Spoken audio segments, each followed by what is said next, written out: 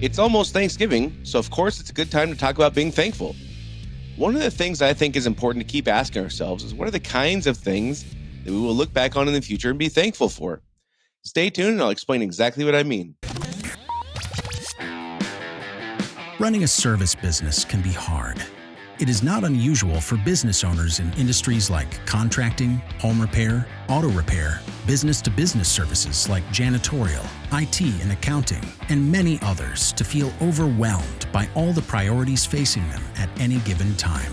Between addressing the needs of the customers, managing the employees, figuring out the financials, and getting processes in place, feeling like you're making significant progress on your business journey can be difficult. Welcome to Service Industry Success, hosted by Brian Harding. Each week, Brian will look at real-world strategies for building the business you are dreaming of, while also sharing tactics to get through some of the most frustrating parts of business ownership with a lot more ease. Let's get started. Some years ago, I heard a quote by Waylon Jennings, and I can't remember the exact quote, and I've tried to find it, and I just can't, so who knows? Maybe it's one of those internet things where it's not really him who said it, or who knows? But doesn't matter. The quote I thought was really a great one. And it basically said something like, after years of struggle, you get to the top, you get to the pinnacle of your profession of things. And what you miss most is the struggle, and you miss overcoming the adversity. And when you get there, you wish you were back where you were when you couldn't wait to get there. And of course, that's a really crappy way of paraphrasing it. It was a great quote. I wish I would have wrote it down or taken a picture of it when I saw it. I didn't. So, but that really stuck with me. And it's been a few years since I've seen that. And I've seen that play out with people, not just people I work with, but just friends of mine who are coming at a point in their life where their business ownership career is kind of in the sunset, and they're looking back on just things that they've accomplished and how their path has gone, and relationships they've built, and the things that they wish for or miss, I guess is a better way to say it, are the things that it felt like at the moment they couldn't wait to get out of, like the struggle and the overcoming adversity and the all the challenges and stuff. We can't wait to get out of that, and then when we get there, wherever there is for us, that's the stuff we miss.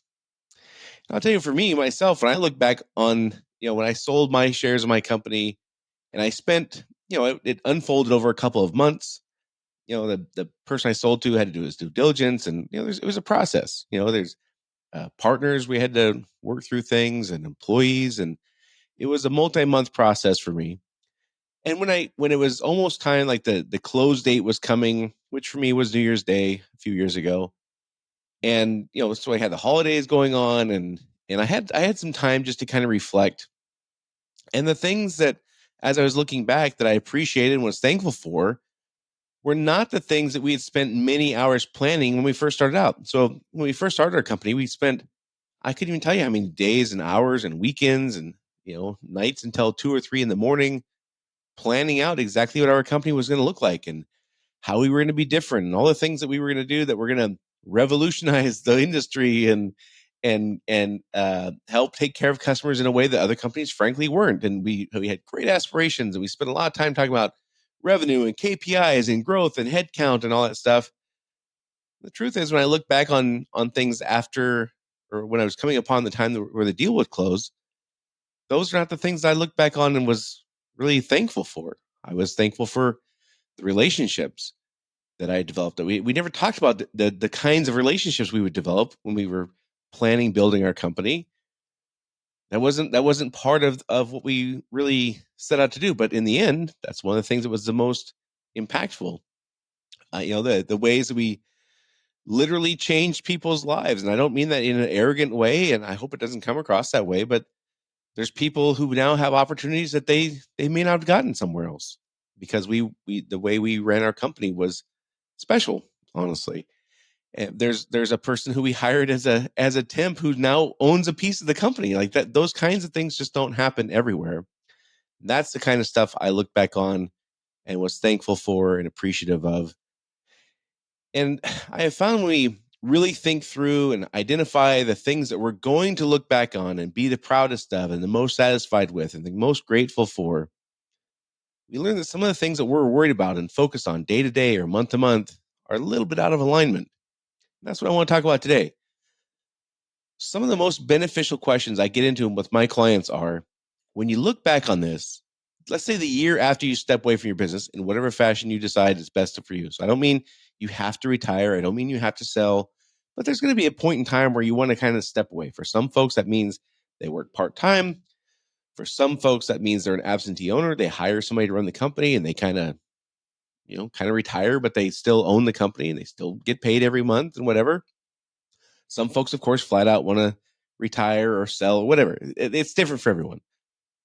But when that moment comes for you and you look back, whichever version of those you choose to go to, whichever path is best for you, and you look back on this adventure you were on, what is going to tell you that you did it? How will you know you did it or didn't do it? What are the things you're most proud of? If you're on vacation and you're sitting at the pool at the resort, you're in the Caribbean or you're in Hawaii or wherever you like to go for vacation, you're around a campfire on a hunting trip, if that's your thing, like whatever. And somebody asks you, like, what are you most proud of? What would your answer be? If you're on your deathbed at age 90 and you have the ability to look back on your life, and you have that time, 95, whatever age it is, and you have some time to kind of ponder and think back on things. What are the kinds of things you'll look back on and be the most happy about in business and in life? You've heard me talk about on this podcast, the number one reason employees don't do what we need them to is because they don't know what success looks like. But the truth is that's only partially correct. That's not a phenomenon that applies only to employees. It applies to all of us. And part of the reason we struggle and we bounce from priority to priority and we get amped up, we're going to work on procedures and process, or we're going to get our pricing dialed in, or we're going to get our sales process taken care of, or we're going to get our marketing figured out. We bounce from priority to priority, or we shift from building a company that gives us a lot of control because we can't trust our employees, and if we give up control, they're going to disappoint the customer. And as the company grows, if we give up too much control, we grow too fast. You've heard these things. The quality will suffer. And so we gotta build a company where we maintain some sense of control. And then one day you're like, I can't keep working 70, 80 hours a week for the next 20 years. This is not a plan. Then we shift to, we're going to build a big business that gives us freedom. We're start delegating decision making to employees. Then we go completely back to building a business that gives us control after employees make decisions that we don't trust, we don't like, and they've let us down, they've disappointed us, and whatever. We're doing this oscillation from priority to priority, and the way we build our business, from giving us control to a different way of giving us freedom, and then back to control again, then back to freedom again. And part of the reason we do this is because we've not entirely figured out what success looks like for us. In other words, what will we be most thankful for when we look back upon this business building and frankly, this life journey? Now, I'm not a life coach. That's not, guys know me well enough to know that that's not my strength. I'm not a life coach. However, these are not business owner problems. These are human being problems. And the things that matter to us and how we build our business and our values and the things that we will cherish are not about business necessarily. They're about who we are. And so these things are intertwined, whether we like it or not. So the questions we should be asking, in my opinion, and I've seen massive benefit come from asking people I work with these questions. What does success look like for us? What are we going to be most thankful for, most grateful for, most proud of as we look back upon this business building and frankly life journey? And key areas I recommend looking at include areas, no surprise, this is this way for a reason. The key areas are the kinds of things that the most popular books are written about. They're the most popular for a reason. Areas like health and wealth and time freedom and relationships and purpose. Maybe faith is part of purpose, maybe it's not. And one of the things I think is often most neglected is happiness and enjoyment. I'm going to take just a minute and talk about that. When you're, again, if you had that moment, if you had a couple of days or a couple of weeks or even an hour or two on your deathbed at age whatever, age 89, age 97, age 116, whatever it is, and you had some time just to reflect and look back and say, did I do it? Or what am I most proud of? What would your answer be? And are we doing things today that lead us to that?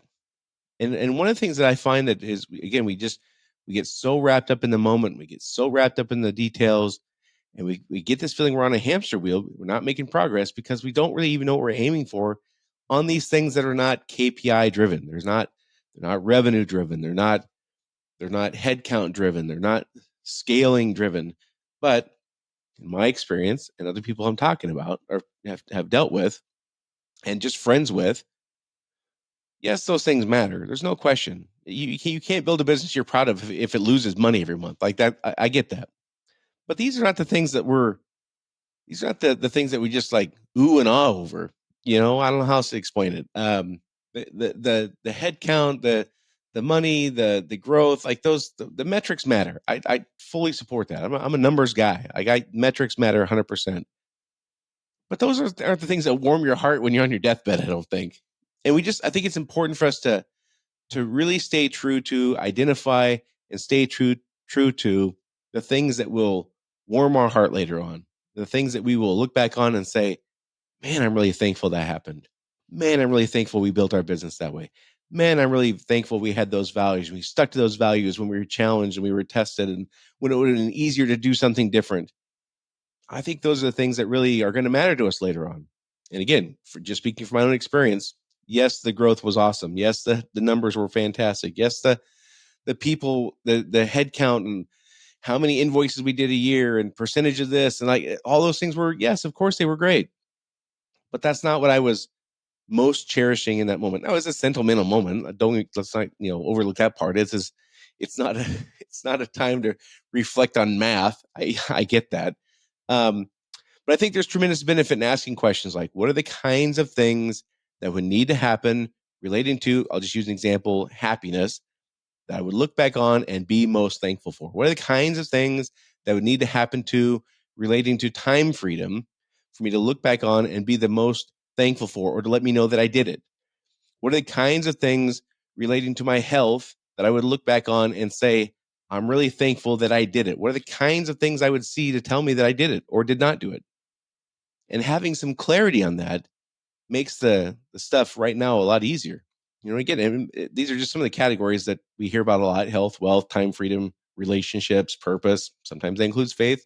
Sometimes there's purpose and faith differently. And again, happiness and enjoyment are ones I think we kind of overlook. But if we were lucky enough to have that time on our deathbed to consider after living a long, prosperous, happy life, what would tell me I did it? And this is not a quick exercise. It's not even an easy exercise. It might take you months to figure this out. This is the kind of thing that ideas will occur to you while you're in the shower, or while you're driving down the road, or while you're on your daily run, or these things will pop into your head at the least opportune time for sure. And you'll have to like have a note on your phone where you can do the talk to text or something like that to keep the notes or whatever. But point is, these are things I think I've seen tremendous benefit in people being able to identify these things. One of the things is we get really frustrated when people don't quote unquote get it, when our employees don't just naturally get it. Well, part of the reason they don't get it is because we don't explain it. And part of the reason we don't explain it is because we don't know it. And so this is the beginning of being able to solve those problems is, what matters to me? What am I going to look back on and what would I'd be the most proud of? What would be the most happy about? And we can start putting those things into words that make sense that we can articulate. Then we can start explaining this stuff to our team and say, hey, this is the kind of company I want to build, because when I sell, when I retire, when I start working part-time, these are the kinds of things I will look back and say, we did it. This is what I'm most proud of. This is what makes me excited that we built this company. It's not just the math. It's not just the revenue. It's not just the profit. It's not just the headcount. But these people can't help us do this stuff if we can't put it into words. There's no other way to communicate what these expectations and hopes are and dreams that we have if we can't put them into words. We can't put them into words if we don't begin thinking about it and identifying for ourselves what would tell me I did it as it relates to time freedom, as it relates to the relationships we will form. So again, this is not an easy or quick exercise, but I've personally seen with people I work with and myself and just friends, it's extremely beneficial to have some idea of what we're aiming for. It makes it so much easier. So I'm so happy that Thanksgiving is here. It's one of my favorite times of year just to take a moment and be thankful. So happy Thanksgiving to you. I hope that like me, you have much to be thankful for. I certainly do, and I hope that that's the case for you as well. I hope you get to take some time and recognize and appreciate the things that you have to be thankful for. For those of us living in the United States or any capitalistic country, the percentage of people who had the ability to live the kind of lives in the history of man like we have is very, very small. And I hope we're all able to have gratitude for that. And I hope you take the time to identify the things that the future you will be thankful for. It makes it so much easier for us to attain those things if we take a moment and just imagine and identify what those things are. So anyhow, if you find the information I share helpful, please share this podcast with a friend or colleague who you think could benefit from it. Of course, you can share it publicly as well. But these topics we get into aren't things your friends who are business owners are going to hear just everywhere. If you think they might benefit from a particular episode or all of them, it's easy to share this stuff nowadays. That's my one ask, is just share this with one person today. Share this podcast with one person today that you think could benefit from it. And again, happy Thanksgiving. I hope you have a wonderful time with the ones you love. And that's it for this week, and I'll talk to you all next week.